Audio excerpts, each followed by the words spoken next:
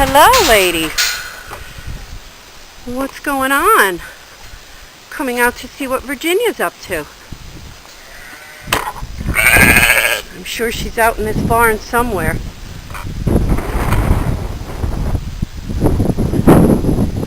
Virginia!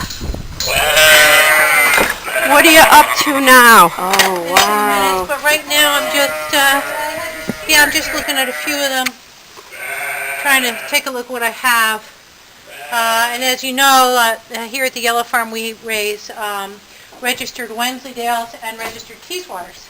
So all of these, anything that I have is one of those two breeds. Oh. And is there much of a difference between the locks? well, they're definitely different breeds, the Wensleydales and the Teeswaters. The Wensleydales were created way back. They both come from the Lake District of the UK. And there was a fellow named Robert Blakewell who did a lot of experimentation with breeding of sheep and creating specific breeds. And he played with both of these breeds in the very beginning, and they both come from similar background. They're both hill sheep of the Lake District in the UK. The Wensleydale is purported to have been created from a very famous ram named Blue Cap and a Teeswater ewe. They both, if you trace both breeds back far enough, they'll come from the same stock somewhere in the UK. And actually, I think probably that's also similar with all the luster longwools. If you go back far enough and long enough, they all are very related. These two breeds are definitely separate now, but to be honest with you, to identify which fiber comes from which of my breeds is difficult. I have animals, I have Wensleydales that have very similar fleece to my Teeswaters. I have Teeswaters that have very similar fleece to my Wensleys. So for me, it's much more about the individual than it is about the breed. And since these breeds are in the process of being established here, it means we don't have any of them that we've just imported from the UK. So we're working to recreate these breeds here.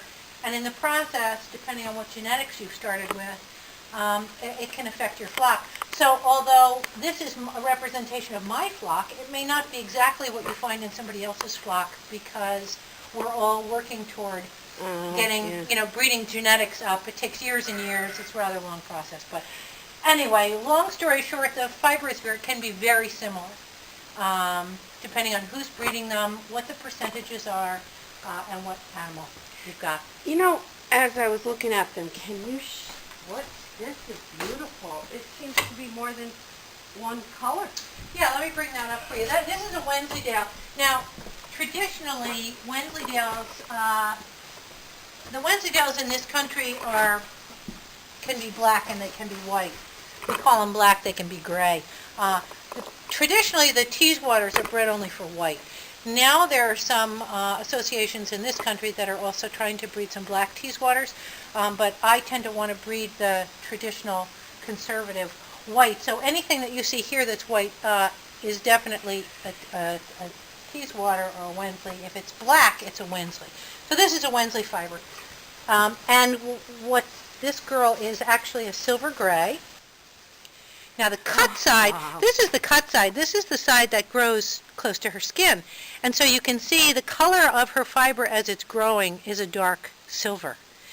As she gets through the year, and if I take the coat off, which I do in the summer when it's really hot and they're out on grass, what happens is the sun will begin to discolor some of that fiber. And so the tip is gray where it grew, or the end is gray where it grew, but the tips begin to lose some of that gray and kind of bleach out a little in the sun, so you get a really pretty effect if that's what you're looking for. Now you can see I do coat my sheep, so there's very little vegetable matter in here. And she's a good example of a natural colored Wensleydale. Her fiber is very soft and lustrous, but her curl is kind of open and loose. She got kind of big. You can see the curls are open and sort of loose, which is can be typical of a Wensleydale, but can also be typical of a Teeswater. Just as a comparison, for instance, let me move this fleece for you. Oh gosh, This is only some of them. Oh, how much do they weigh? That looked like it was weighted. What can they weight? I shear twice a year. So my fleeces are probably in the 4-pound range. And I get that twice a year from them. Some of them obviously can be a little heavier, sometimes a little lighter. But if you take a look at this, now this is the natural colored Wensleydale. If you look at this, a lot of folks would look at this and say, oh, that's probably a Teeswater. You can see it's a little different than this fleece. Its curl is tighter, smaller, longer.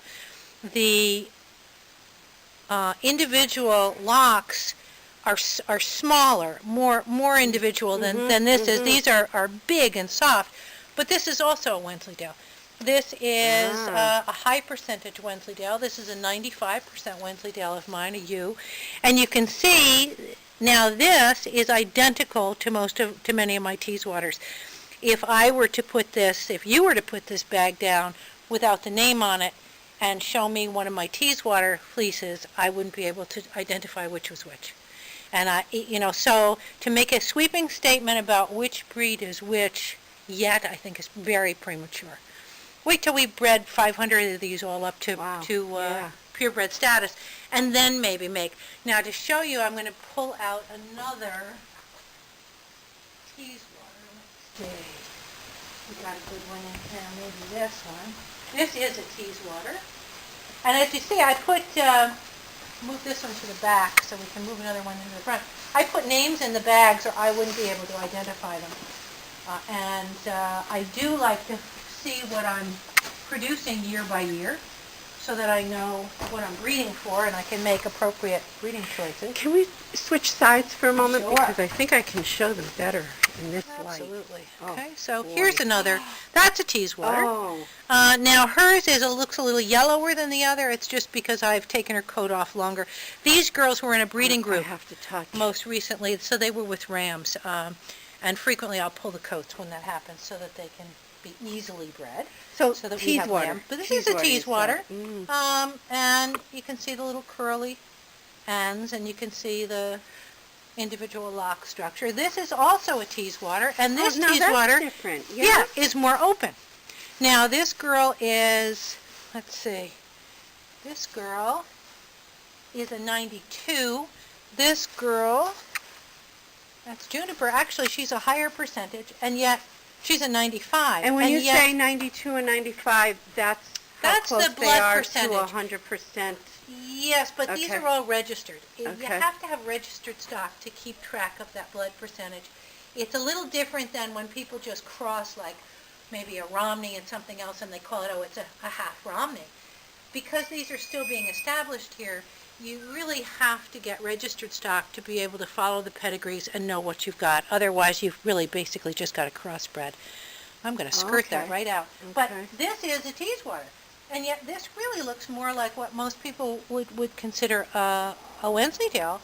It's also, the lock structure is bigger, more open, and it's also a little more fibrous in there. Now, granted, that might be just the place we're we're pulling from. That might have been just her back end. So let's reach in here, get something else from the front, and you can see it's fairly similar. Yeah.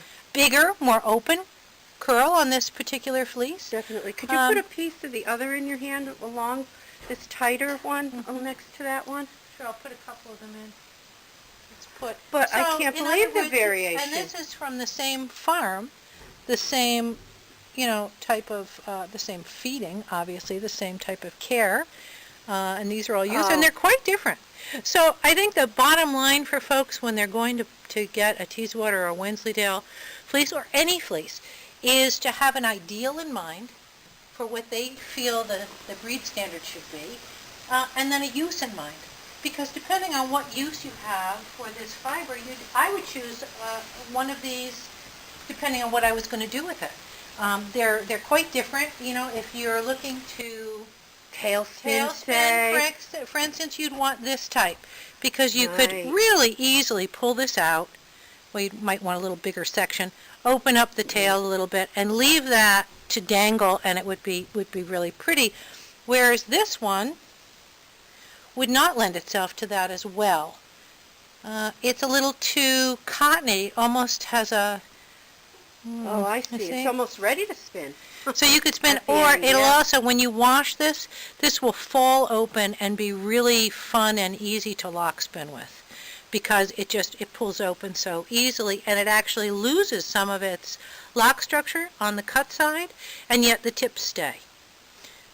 Whereas this one is much more difficult to separate out and lock spin, because you've got each one of these little pieces that you're going to try to tease open. Now, you could do this with a dog brush, or you could pick it, or, there are lots of ways you could do it. But as far as picking a fleece that's easy for the preparation or the use that you want, it's just something to keep in mind. They're quite different. So have a goal.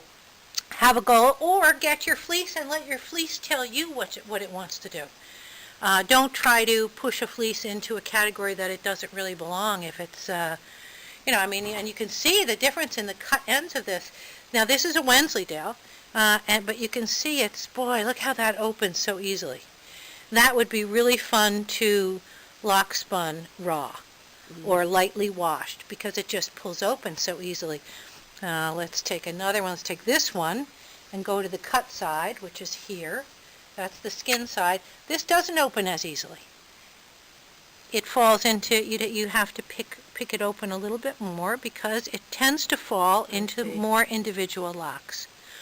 Not necessarily a right or a wrong of it, Now, this as one much in as... the back here, I don't know, it looks very, This is a Teeswater. lustrous to me. This is a Teeswater. This is a little lower percentage Teeswater. It's a line that I started on a Leicester longwool to get some difference. And that, look at the luster in that and how easily those fall open.